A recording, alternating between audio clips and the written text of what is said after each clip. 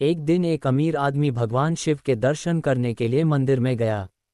इस अमीर आदमी ने बहुत ही महंगे जूते पहन रखे थे और उसने ऐसा भी सुना था कि इस मंदिर में अक्सर चोरी होती रहती है।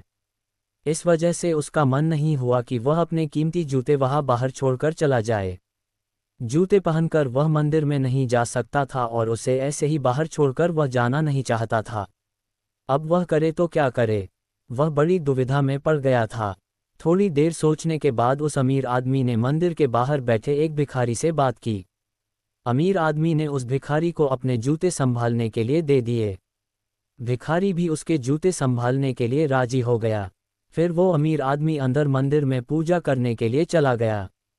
पूजा में बैठे बैठे उस अमीर आदमी के मन में ख्याल आया कि भगवान ने कैसी विषम दुनिया बनाई है। मेरे जैसे कई लोगों को पैरों में कीमती जूते पहनने लायक बनाया है, लेकिन उस बेचारे भिखारी जैसे अनगिनत लोगों को रोटी खाने के लिए भी भीख मांगनी पड़ती है। वो अमीर आदमी मन ही मन भगवान से फरियाद करते हुए बोला कि आपने सब लोगों को एक समान क्यों नहीं बनाया? आपने सभी को एक जैसी सुविधा क्यों नहीं दी? फिर उसने मन ही मन तय किया कि यहाँ से वापस जाते समय वो उस भिखारी को 500 रुपये देकर जाएगा। पूजा खत्म होने के बाद जब अमीर आदमी बाहर आया तो ना उसे अपने जूते दिखे ना ही उसे वो भिखारी दिखा।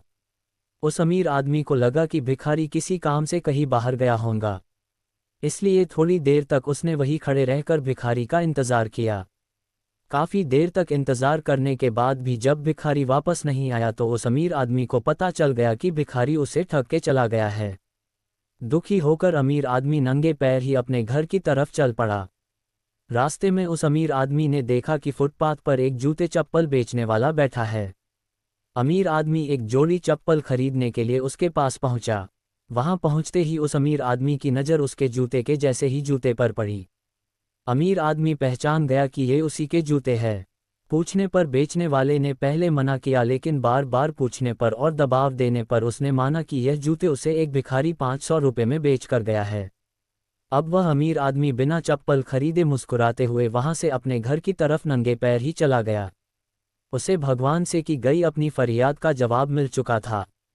उसे समझ में आ गया था कि जब तक लोगों के कर्म एक जैसे नहीं होते तब तक सब एक समान नहीं हो सकते। भगवान ने उस भिखारी के तकदीर में 500 रुपये लिखे ही थे, लेकिन कैसे कर्म करके उन्हें लेना है यह उस भिखारी के हाथ में था। अगर वह चोरी ना भी करता फिर भी उसे 500 रुपये मिलने वाले थे।